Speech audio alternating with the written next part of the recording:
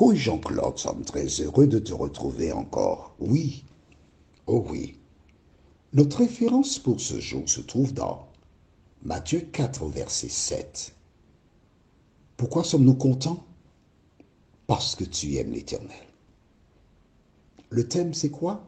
Il est aussi Matthieu 4, verset 7. Tu cherches la référence? Pendant que tu cherches, laisse-moi te dire une chose. Tu as choisi la bonne part. Connaître la volonté de Dieu. Et puisque tu as fait ce choix, il se laissera trouver sans aucune difficulté. Avant de débuter l'étude du jour, recherchons la puissance et la présence du Saint-Esprit. Prions. Notre Seigneur, nos cœurs débordent de joie, car nous avons encore l'occasion de nous appuyer sur la parole. Nous avons encore l'occasion de connaître ce que dit la parole. Alors que nous allons voir ce thème, il est aussi de nous aider à adopter ces pratiques de telle sorte que nous puissions nous aussi résister à l'ennemi. Merci de nous entendre, Seigneur. Merci de nous accompagner. Au nom de Jésus et pour ta gloire éternelle. Amen. Rappelle-toi, nous avons vu que le diable est un menteur et le père du mensonge. Pourquoi je te répète cela? C'est pour que tu retiennes. C'est comme une leçon. Il faut que tu intègres cette vérité. Ensuite, nous avons vu comment Jésus, au début de son ministère, il est venu. Il a attendu. Au terme des 40 jours d'entretien avec le Père, exactement comme Moïse l'avait fait à sa sortie d'Égypte, il attaque Jésus sur un besoin. Jésus a faim. Beaucoup de personnes sont au chômage. Et l'ennemi envoie ses agents vers elles en leur promettant monts et merveilles si elles font partie de certaines sociétés, si elles font certains sacrifices. Et beaucoup de personnes vendent leur âme au diable pour réussir.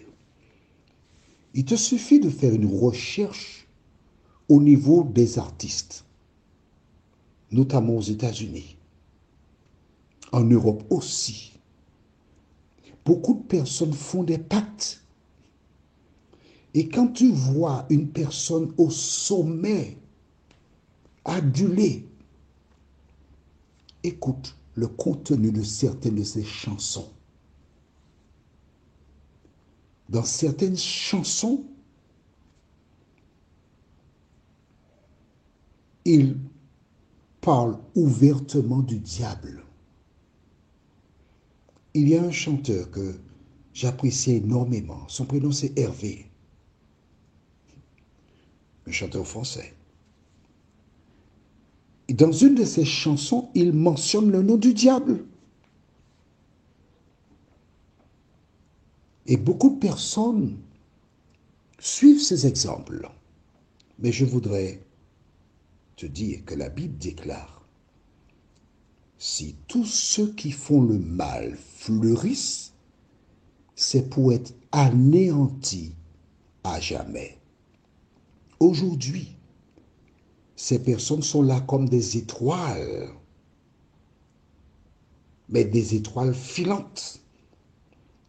Tandis que Jésus te propose d'être parmi ces étoiles qui vivront pendant l'éternité.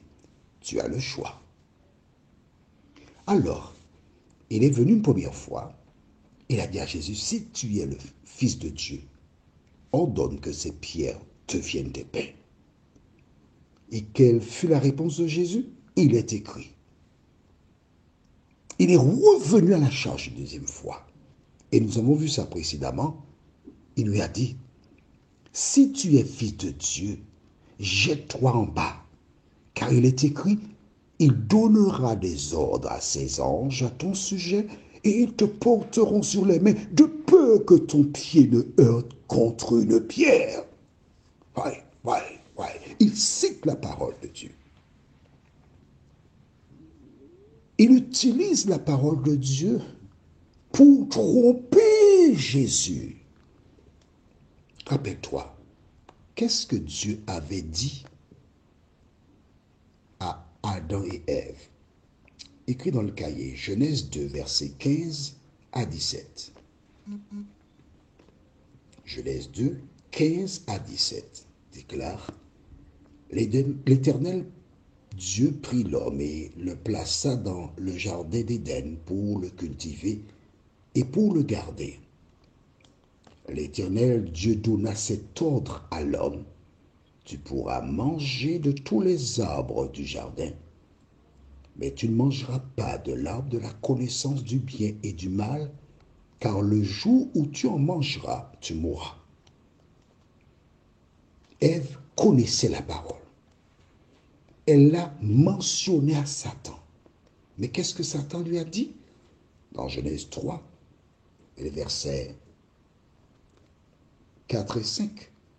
Alors le serpent dit à la femme, vous ne mourrez point, mais Dieu sait que le jour où vous en mangerez, vos yeux s'ouvriront et que vous serez comme des dieux, connaissant le bien et le mal.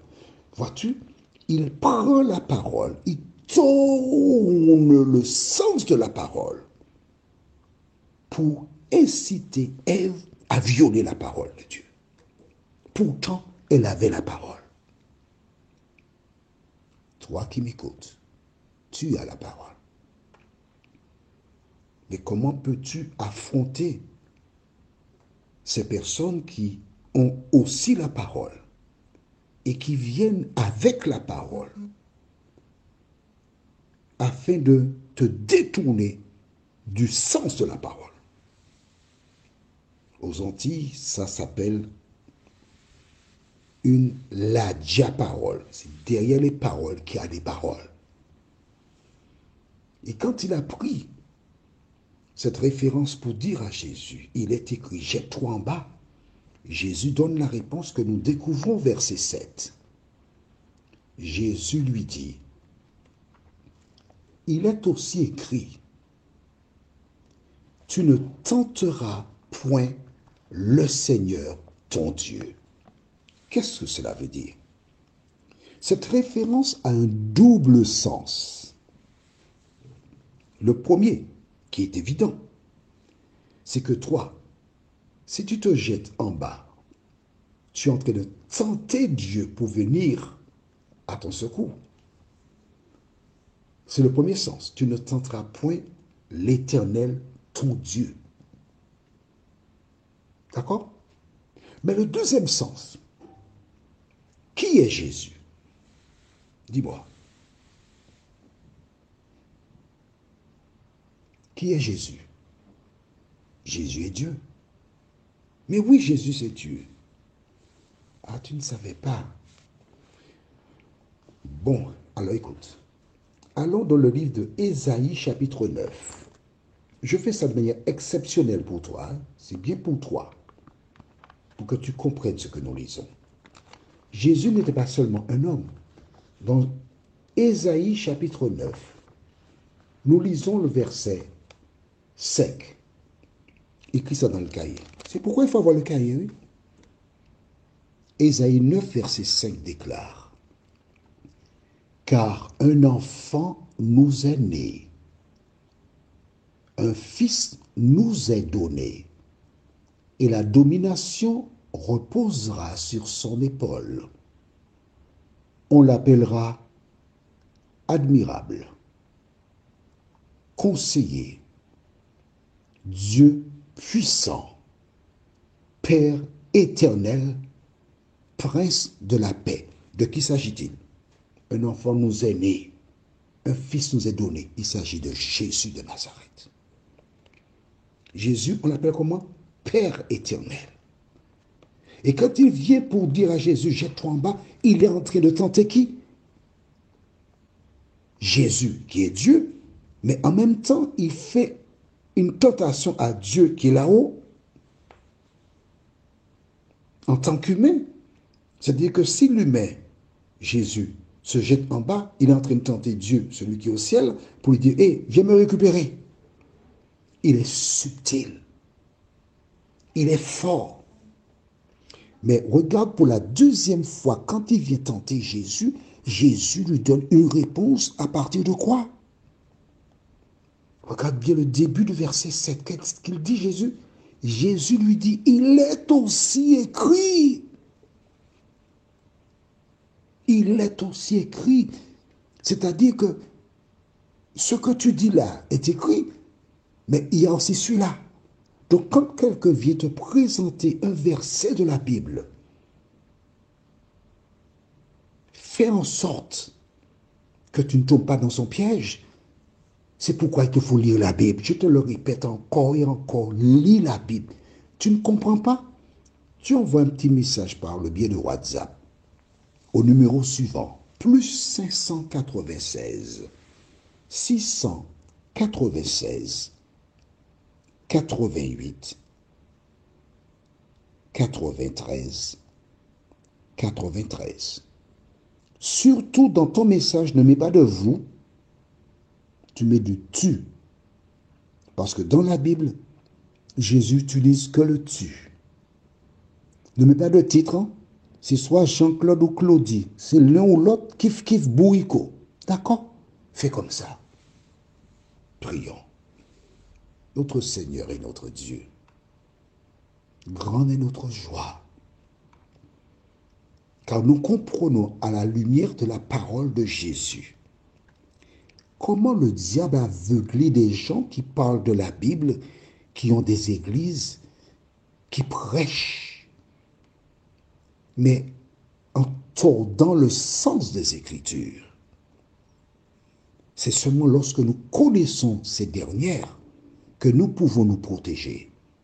Éternel, permets que toutes ces personnes qui écoutent les audios prennent le temps pour lire l'Écriture, lire la parole, qu'elles cherchent à mettre cette parole en pratique, parce que c'est là la seule sauvegarde.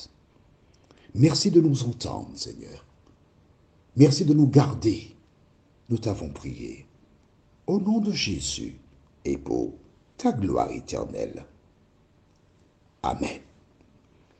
Prochainement, nous verrons un nouveau thème qui s'intitule « Ils tordent le sens ». Exactement ce qu'a fait le diable là, il tord le sens. Et la référence se trouve dans le livre de 2 Pierre, chapitre 3, versets 13 à 16. 2 Pierre 3, versets 13 à 16. Dès à présent, tu peux chercher la page, de telle sorte que nous allons nous retrouver, si Dieu nous prête vie, prochainement,